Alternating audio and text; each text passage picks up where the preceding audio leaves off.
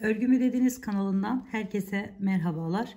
Bu videomda sizlere görmüş olduğunuz bu güzel çalışmanın nasıl yapıldığını anlatmak ve paylaşmak istiyorum. Umarım sever ve beğenirsiniz. Kalın bir halı kaydırmaz kullandım.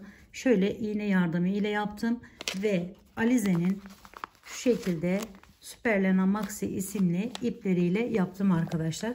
Dilediğiniz her türlü ipi kullanarak yapabilirsiniz arkadaşlarım.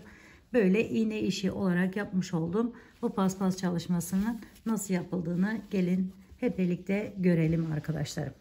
Şimdi öncelikle şöyle ipimi iğneme taktım. Hemen başlıyorum.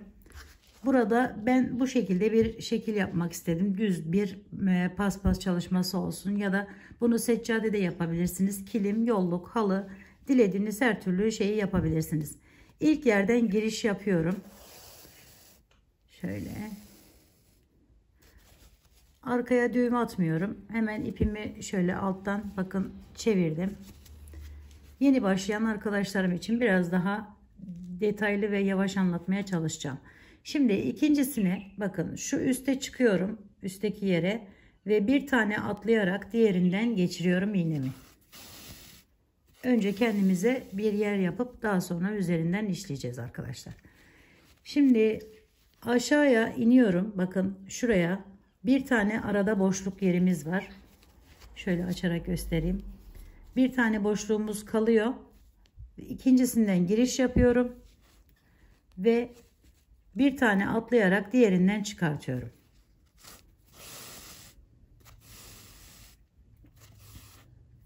Atladığımız yer burası bakın. Hemen bir üste çıkıyorum yine. Yine aynı şekilde buradan bir tane atlayarak devam ediyorum.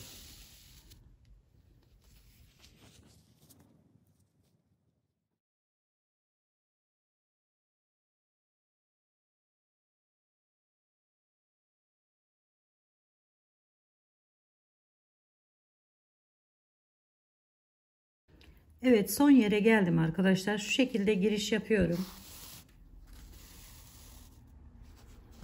Ve buradan şimdi ipimi şöyle tuttum.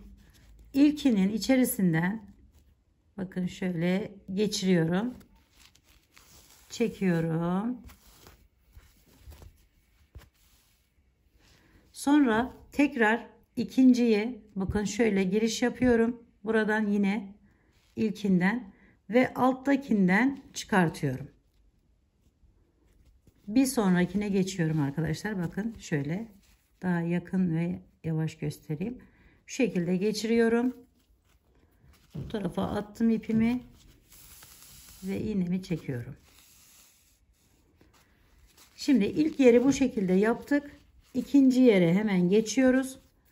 Bakın şu ilk yerden giriş yapıyorum bu şekilde ve yine ikinciden çıkartıyorum şöyle.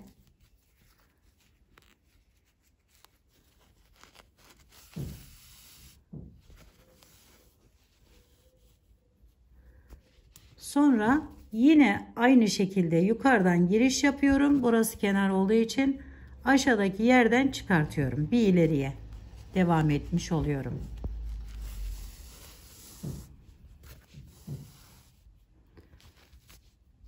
Evet. Şimdi arkadaşlar yine bakın şöyle açayım. Şu tarafa doğru itekleyelim. Bakın şuradan ve buradan birinciyi alıp ipimi bu tarafa attım. Çekiyorum. Sonra yine biraz bu tarafa doğru itekleyip o alıştıkça gidiyor arkadaşlar kendisi zaten. Sonra bir alttakinden çıkartıyorum.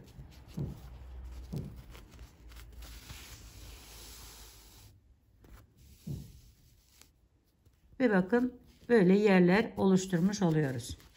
Evet, böyle devam edelim. Şimdi buradan giriş yapıyorum birinciyi.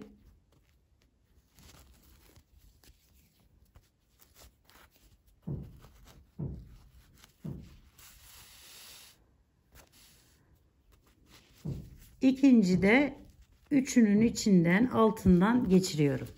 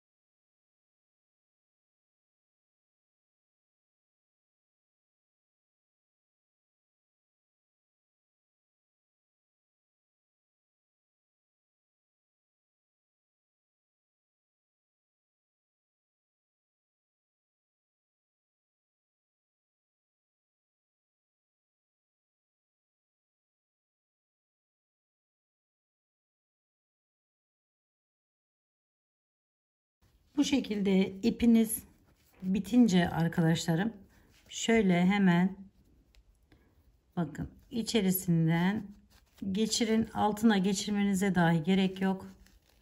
Bu şekilde şöyle biraz gevşetelim ve bu fazla ipi kesebiliriz. Şimdi tekrar ip takalım. Bunu da göstermiş olalım arkadaşlar. Şöyle tekrar ip taktım. Arasından içinden şöyle getirerek şuradan bir miktar şöyle çekiyorum. Hem altta ip kalmayacak hem de böyle güzel ahengini bozmasın diye. Şimdi son yerimize geldik. Bakın hemen buradan yine giriş yaptım. Bu şekilde alta geliyorum. Tekrar bir daha aynı yerden giriş yapıp bu şekilde çekiyorum.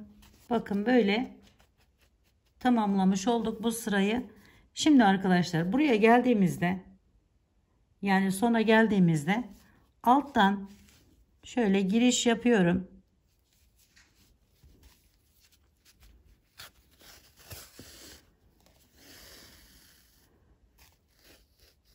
Aynı renkle devam edeceksem hemen onu şu şekilde çıkartıyorum bir ileriden tekrar.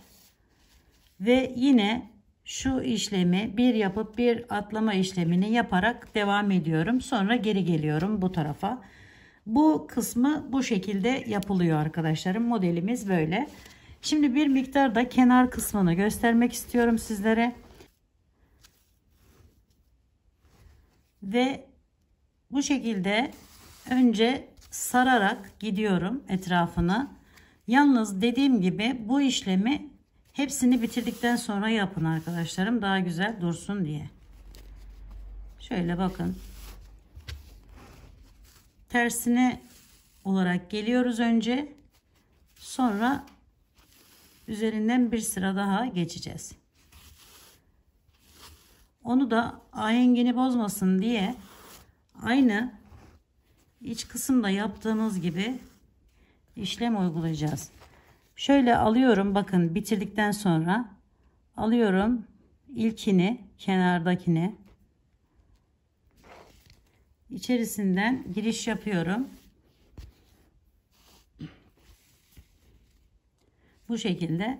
Sonra ikisinin birlikte içinden geçiriyorum.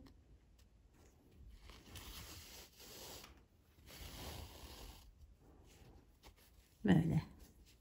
Sonra arkadaşlar bir ileriye gidiyorum. Onu alıyorum ve ikinci aldığım yeri alıyorum.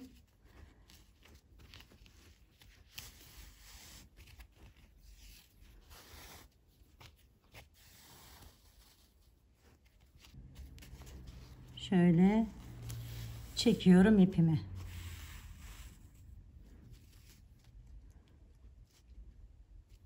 Bir ileriye geçtim. İkinci aldığımı alıyorum ve çekiyorum.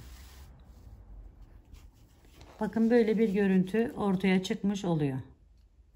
Aynı işlemi buraya da uyguluyoruz arkadaşlar. Böyle ikili ikili yaparak.